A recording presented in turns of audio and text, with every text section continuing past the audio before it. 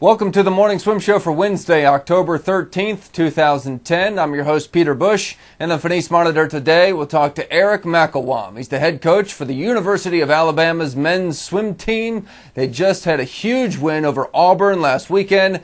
Eric joins us right now in the Finis Monitor from Tuscaloosa, Alabama. Coach, welcome to the show. How you doing? Hey, doing well, Peter. Yourself? I'm doing well, thanks. Congratulations on the huge win. Thanks. Yeah, the kids did a nice job with that. Appreciate it. Beating Auburn is something that you guys don't get to do too often in swimming. No, it's been a while. Actually, it was the last time that happened. I was a grad student here in the 92-93 season, so it's been a while. Well, what is it about this year that made it possible and this team? We got a great combination of some upperclassmen who did a nice job with the leadership, and then we have a strong group of freshmen that came in, and we've added our depth, and we filled out our roster quite a bit, so I think it was a good first meet for us. All right, a couple swimmers I want to talk about. Tell the viewers about it. Is it Catalin Kozma? Yeah, Catalin. Yeah, he's one of our seniors. You know, he's been an All-American. He's been sub 15 minutes in the mile, so we knew we expected some good swims out of him, and coming out, and I forget what he was, like 9:26 or in his 1,000 for his first swim. He did a nice job. Then he turned around, won the 500, and then was part of our 800 free relay as well. And where's he from?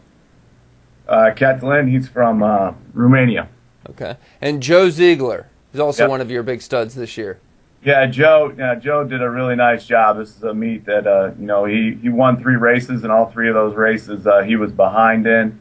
Coming in actually into the last 50 or the last 25 of all 3 of those races. So Joe's, made a good turn and really stepped up coming into his junior year.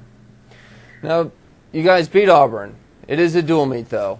What do you expect from this team in February and March? Are you guys good enough to swim with the best schools in your conference? I mean, it's a dual meet. It's the first dual meet of the year.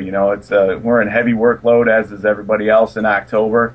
And, our team, we have high aspirations. Our leaders have high aspirations. The coaching staff has high aspirations for the team. We're just going to go out. We're not going to worry about what other teams do. We're going to worry about what we can do and what we can take care of. And, it's coming to the pool every day, working hard, and getting the job done. So we're going to take this. We got big goals at the end of the year. But, like I said, we can't control what other people can do. We can only control what we can do. So that's our mission for this year.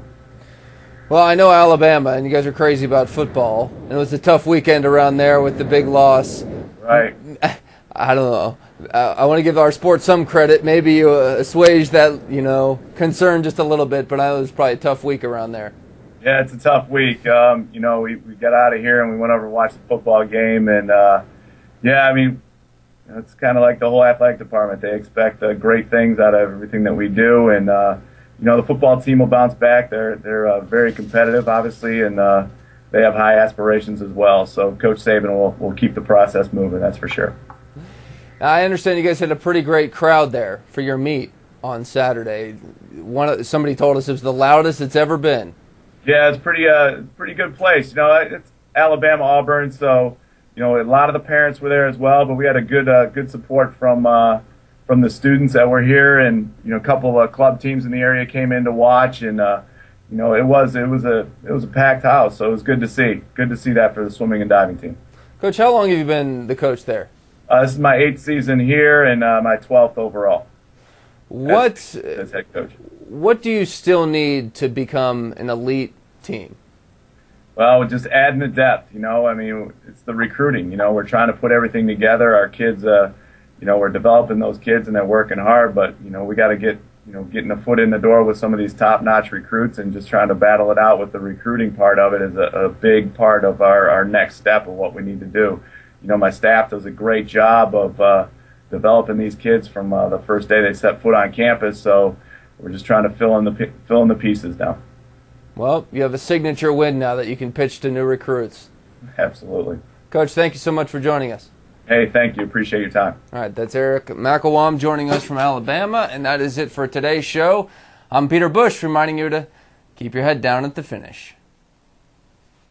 Ryan Lochte was the swimmer everyone was talking about in the month of August, and the October issue of Swimming World magazine recaps the fast swimming that took place in Irvine. It starts on page 8 with a look back at the great swims at the U.S. Nationals, not just from Lochte, but from Michael Phelps, Chloe Sutton, and others. Page 11 is where you'll find our coverage of the Pan-Pacific Championships, where Lochte won 6 gold medals, and Kazuka Kitajima and Kate Ziegler made triumphant returns to the sport. We bring you coverage of the USA Diving Nationals on page 15, where David Budaya broke an American record on the 10-meter platform. 16 master swimmers give readers their insight into what goes through their mind during a race or training. That's on page 18, while J.R. Rosania offers 6 swimming-specific dryland exercises beginning on page 20. Dave Anderson, coach of the Schroeder YMCA, participates in a Q&A. That's on page 24. Followed by a look at the training for one of his top swimmers, Mitchell Friedman, on page 27. We round out the October issue with a look at the foursome from Palo Alto Aquatics, who set a national age group record in the 200 free relay, a recap of the Junior National Championships and the YMCA Long Course Nationals. To learn more about subscribing to Swimming World magazine, go to our website at swimmingworld.com and click on the Subscribe tab.